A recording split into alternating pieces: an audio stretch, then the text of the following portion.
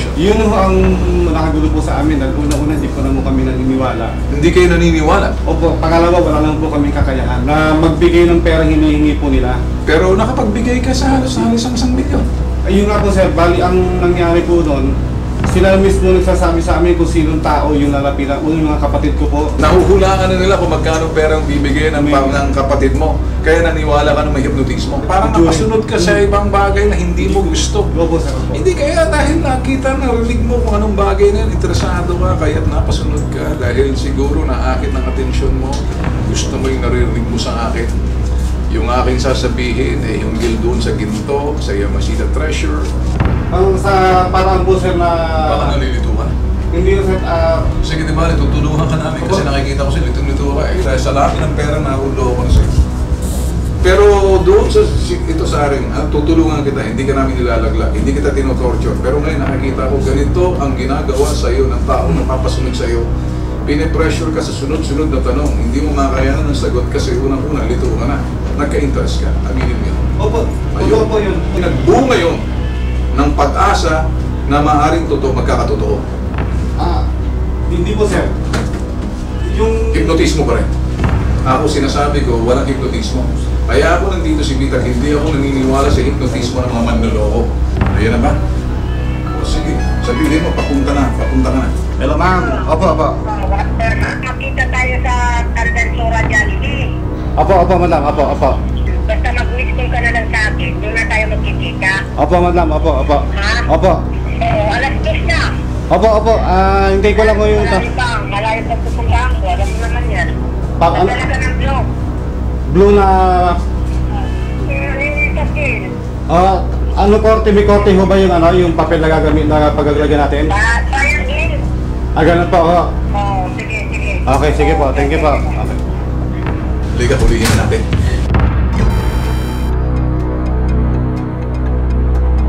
Ang bawat modus may prospective victim. Sa bawat prospective victim may ideal victim. Yung parang picking apples na lang. Pipiliin mo na lang kung sino yung madaling maloko. Napag-aralan ng kanilang pagkatao at napag-aralan yung kahinaan, yung greed o kasakiman. Yung sinasabing get rich quick. Ang bawat modus may katapat na patibong ang bitag. Kaya bibitagin natin ngayong araw na to itong mga suspect.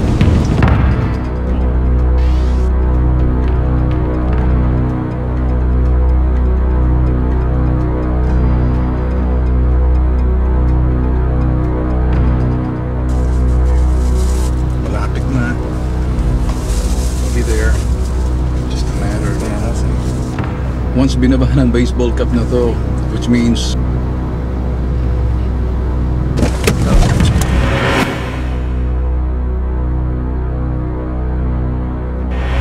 dumadami ang nabibiktima ng modus ng gold bars o Yamashita Treasure. Karamihan sa nabibiktima nito nakukuhanan ng limpak-limpak na pera. Nagaganap ang krimen sa pamamagitan ng isang biktima na pinapangakuan ng mahalagang bagay katulad ng ginto o katumbas ng kanyang perang ilalabas. Subalit, lingid sa kalaman ng isang biktima ang kanyang kausap, suspect sa likod ng isang scam na may peking personalidad at mga bogus na dokumento. Sari-saring storya, iba-ibang kwento ang ipinopronta ng modus. Ayon sa isang criminologist, karamihan sa mga nabibiktima ng treasure hunting scam ay pawang may mga pinag-aralan o professionals. Lahat ng bagay na madaling makuha at saka sa napakalaking profit, kaatibat yan yung napakalaking risk din na kalokohan ang lahat ng ito. Usually ang profile ng mga victims dito, well-educated sila, mga professional sila. They must be financially capable of investing a minimum of 300,000 to as much as millions of pesos. So, ang mga victims nila dito, usually mayroong mga family-owned businesses. Karamihan, mga spouses ng mga OFWs. Iba, retirees, either from the government or from the private sectors. Bakit itong mga taong ito ang mga nilalapitan nila?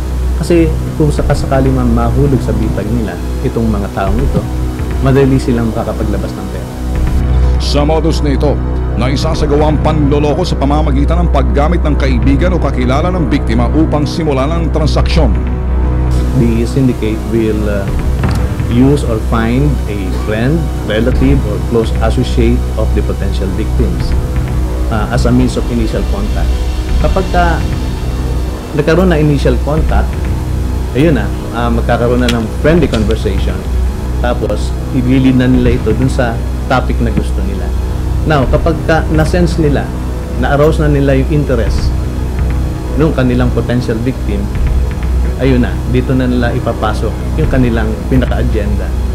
I-entice nila yung kanilang potential victim na joint venture sa kanila, usually dito sa treasure hunting.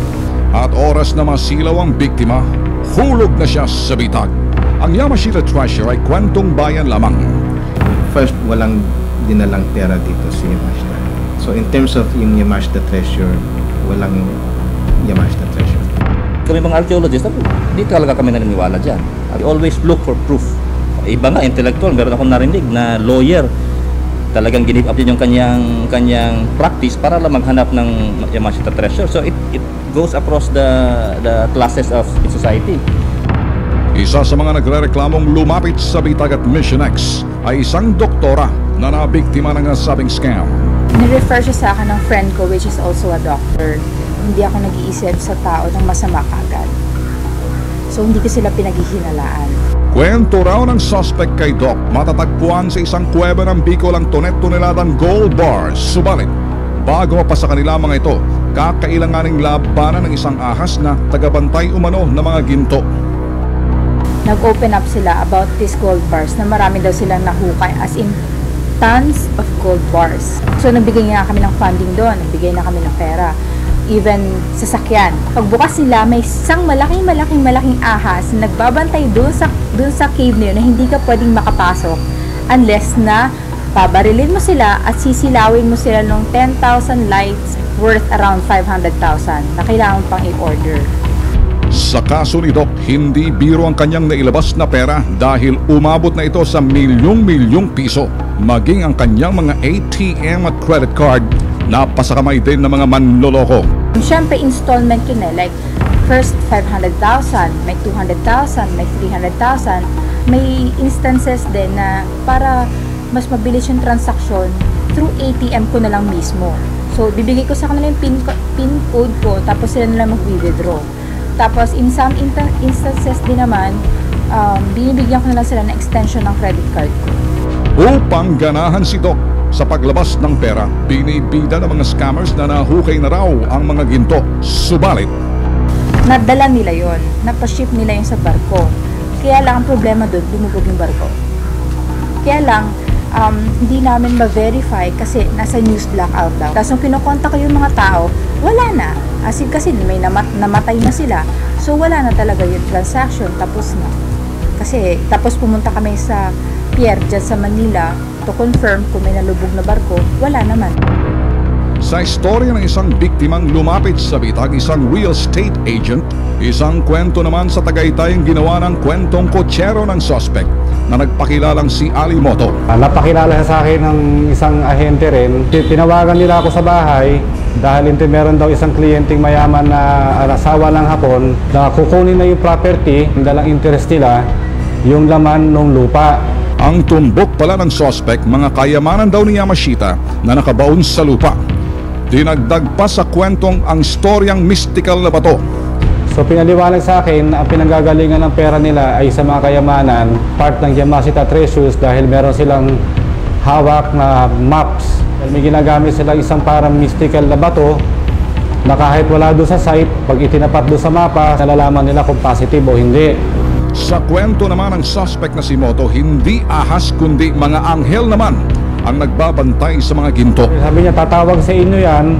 At about 1:30, may tumawag po sa cellphone na maliit na boses. Ngayon tinanong ko kung sino ho sila. Sabi niya, ako si Prince Ricardo, isa ako sa mga anghel na nagbabantay ng kayamanan at ito'y binibigyan na namin sa inyo. Hindi namin maipaliwanag, ang mas nangaig sa amin ho, takot. Katulad ng mga naunang biktima, kung kailan bang karote na sila, doon lamang natatauhan. Walang sira yung pagkatao namin. Itong Animoto to, wala akong puso, wala talagang walang awa. Gusto namin maputol itong masamang ginagawa nila. Iba naman ang stilong ginawa ng suspect na si Moto sa biktimang si Edgar, isang OFW. Kasama namin si Mrs. Moto. Meron siyang nilalabot na parang hole, and then ginagano niya sa lupa. At dito, ang dami pala ditong gold bar. Kailangan ito maano natin. Pero kailangan gagamit din tayo ng pera. Kailangan mag-prepare din kayo ng pera. Yun ang pinaka parang trap niya sa amin na pag hindi kami nagbigay ng pera, hindi makukuha. Kinabukasan, hinihinga na ako ng pera at namimilit at nananakot pa na hindi ka magkakaroon kung hindi ka magbibigay. Meron siyang ginagamit na hypnotize. Gusto ko gawin ng bitag, hulihin para sa gano'n, hindi na mabiktima yung mga ibang tao pa. Dito, agad gumana ang surveillance team ng Bitag at Mission X. Pangungumbinsi ni Moto sa aming undercover, mga kilalang personalidad ang kasosyo nila sa negosyo. Sila Pacquiao sa Wawa. Kasama niya sa Wawa. Kasama niya si Gloria. Nagpapahuko sila doon. Lalim na. Nagpapahuko ng kayo panalo. Tapos si Pacquiao prisionero. Pakinggan ang convincing tactics ng kulokoy na ito. Hindi, meron siyang nalalaman na doon na tinabong lang na tinabong Pacquiao. Meron talaga. Kasi may mapa eh. May mapa siya na nakikita. Ito nga isang nakikita natin yung mapa. Ito yung isang ng mapa. Panong pa ba ng yan ng hapon eh. Ito talaga, alam mo, kapag itong mo, talagang tibat-tibat kayo dito. Talagang sigurado talaga kayo dyan. Sa dami ko, kaya mo bawakan ng Pilipinas. Sa ikalawang surveillance ng Bitag at Mission X, katatawanan ng kwento ng suspect na si Moto kung saan isang bundok umano na ang pangalan ay Mount Isarog may nakabawang kunong ginto. Mount Isarog, meron kailangan nila wala silang budget. Kung na ni Arnel yung kulang niya, 23.5, kakausap namin si Atty. Si Atty. Solomon. Atty. Solomon? Asan si Atty. Solomon? Nasa Tuiba eh. Tapos, pag naibigay na niya yun? Yan lang inaantay ni Atty. Kasi hiramin natin yung bato, itong maliit, makikita mo lahat mo ng mga gold. Talagang makakatuwa ka. Pakinggan, mukhang nagmasteral pa ang loko. Kunwari maraming alam sa cheche-boreche ng mga ginto. Ilang gold ang makukuha niya kung sakali? 5 peraso. Magkano halaga nun? Malaki yun. Kasi sa isang baril, sa 75, baabot ng million. Para lang siyang barita. Ilang kilo yung 75 mo. 75 kilos. Ang isa. Kaya ang bigat nun. Mabigat nga. Mabigat nga. Mas mabigat pa sa isang kaban na bigas eh. Alam mo, hindi basta-basta dalawin eh.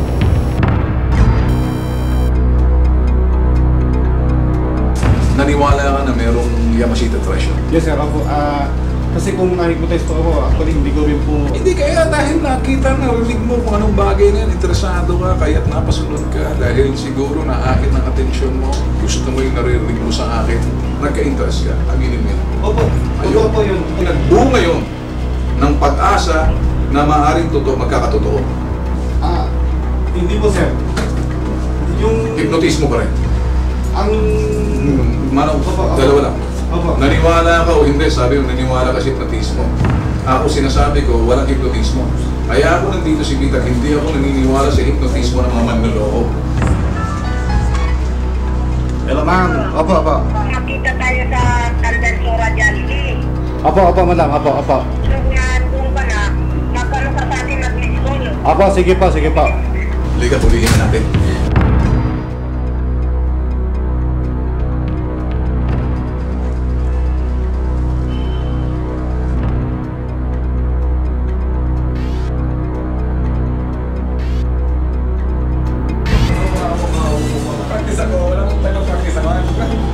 Mayroon tayong entrapment operation. Ang involved dito, yung suspects natin ay yung parang treasure hunting, yung fake gold bars, nagdidemand ng pera sa victim natin ngayon. Yung location, by the way, doon sa Jollibee, Mindanao Avenue, Tisora. So doon sila mag-transaction, so mauna na kayo doon. And then after nang magkaroon ng transaction consummated, so that's the time na we'll arrest the suspect. Dapat alam niyo yung kanyang rights doon pag inuli natin. Yung Miranda Doctrine, sabihan niyo bakit sila inuli. Para wala tayong makitang loophole sa ating pag-arrest sa kanya. Maliwanag? Yes, sir.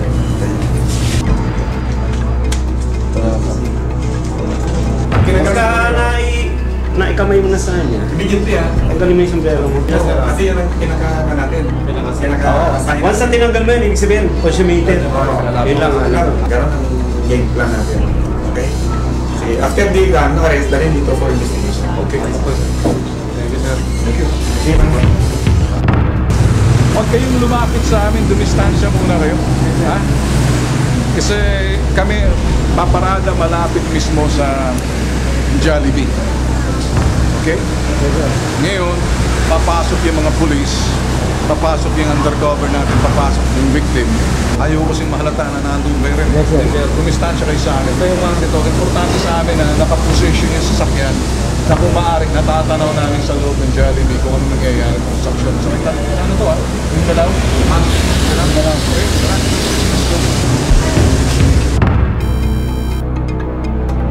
ang bawat modus may katapat na patibong ang bitag. Kaya bibitagin natin ngayong araw na to itong mga suspect.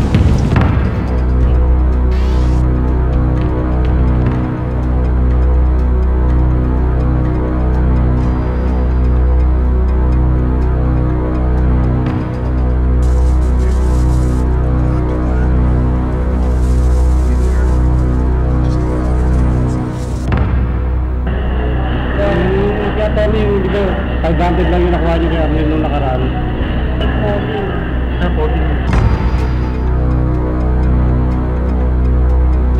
Once binabahan ng baseball cap na to, which means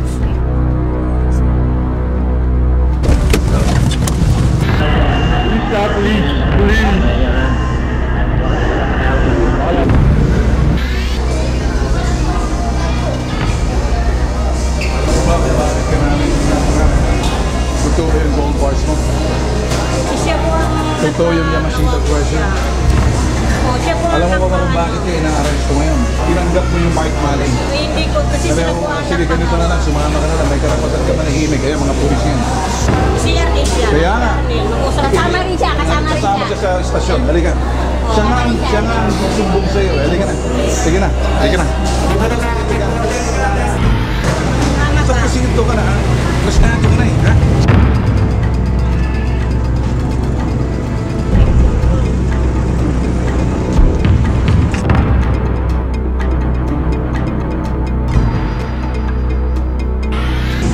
Huwag mo nga kung ano. Tamo ka na nga eh. Binablatter ka palang message. Wala po. Alam mo, sanay na sanay ka. Wala po. Alam mo, makinig ka. Nakikita mo sa itsura mo, sanay na sanay ka. Alam mo ginagawa mo. Pero makinig ka sa akin. Makinig ka sa akin. Natulog ka na kalokohan. Makausap si Arnel po. Ito, kausapin. Halika, kausapin. Halika. Dito tayo mag-usap. Dito tayo mag-usap. Wala na yung mga ano sa akin. Wala nang ipotis. Ayan si Eddie. Ginawa mo ikaw. Wag. Huwag mo ako sasaktan. Huwag mo ako sasaktan. Wag. Dito ka naman. Huwag ka naman nakita. Ayaw pa umamin. Pinuhaan mo na kami ng pera, ayaw ka pa umamin. Sinira mo pa ang tao. Agawad kami, sinisira mo. Paano ito? May nagre-reklamo sa'yo. Ginawa mo sa amin. Halika. Sige.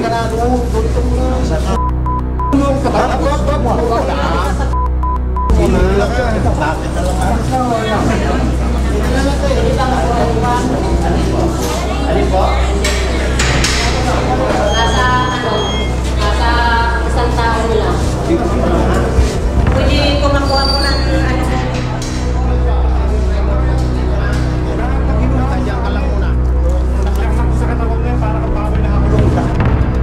Upang huwag maging biktima ng Yamashita treasure scam, pakinggan ang babalang ito. So wala ditong matalino o kaya mangmang. Hindi lang sa mangmang ang mga biktima. Kadalasan pa nga dito yung matatalinong tao. nabubulag siyempre sa kayamanan, sa madaling pagkuha o pagkuta ng pera. Ano pinakamagandang advice lang dito kapag mayroon ng ganong klase na nag-o-offer ng madaling pamamaraan ng pagkita sa napakalaking halaga, siguro pwede natin pabalikin sila, then i-report natin sa nearest law enforcement agencies like the NBI or the police.